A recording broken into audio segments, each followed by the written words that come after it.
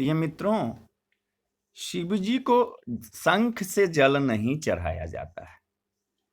इसका क्या कारण है, इसी की कथा कहेंगे। तो आइए हम आपको कथा सुनाते हैं कि दैत्यराज दंभ जो थे वो संतानहीन थे। उन्होंने संतान प्राप्ति के लिए बहुत कठिन तपस्या करके और भगवान श्री हरि विष्णु को प्रसन्न किया। श्री हरि ने दंभ से वरदान मांगने को कहा। दंभ ने मांगा, प्रभु मुझे अपने समान तेजस्वी और बलवान पुत्र का वरदान दीजिए, जो तीनों लोकों में अजेय और महापराक्रमी हो। नारायण के आशीर्वाद से दंभ के यहाँ एक बलशाली पुत्र ने जन्म लिया, जिसका नाम रखा गया शंखचूड़। आरंभ में शंखचूड़ जो था बहुत धर्मवान था। उसने पुष्कर में जाकर घोर तप किया। ब्रह्मा जी उनके तप से अत्यंत प्रसन्न हो गए।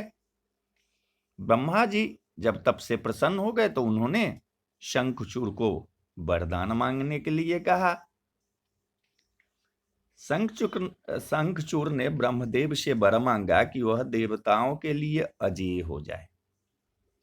ब्रह्मा जी ने शंखचूड़ को इच्छित वरदान के साथ साथ नारायण कवच भी प्रदान किया।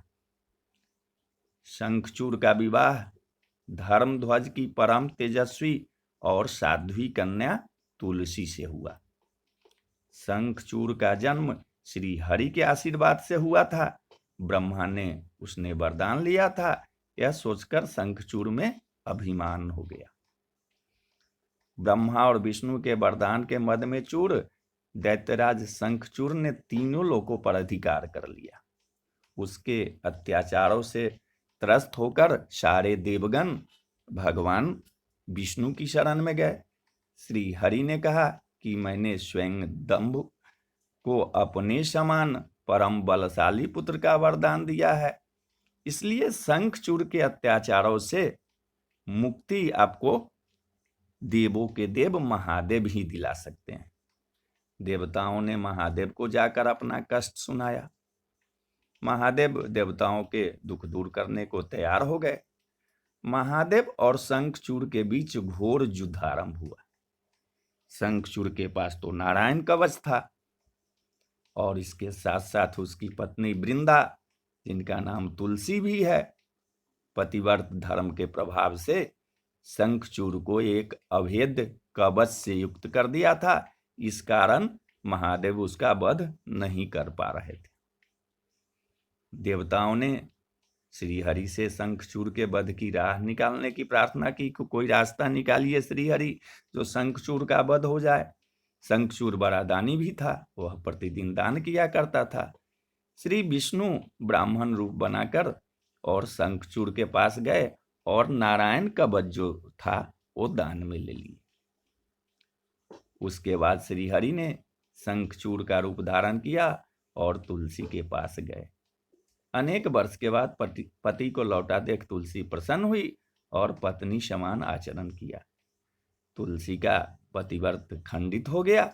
इसके खंडित होते ही कवच भंग हो गया।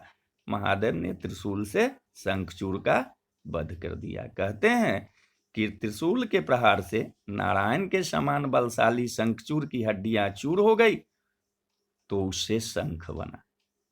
चतुर्भुज नारायण अपने एक हाथ में शंख धारण करते हैं, इसलिए श्री हरि एवं अन्य देवताओं को शंख से जल चढ़ाने का विधान है। परंतु महादेव ने उसका वध किया था, इसलिए उनका शंख से जलाभिषेक करना निषिद्ध है। और गजानन जो है, गणेश जी भी शिव पुत्र हैं, इसलिए उन्हें भी शंख से जल नहीं चढ़ाया जाता। तो बोलिए हर हर महादेव, जय शिव शंभु।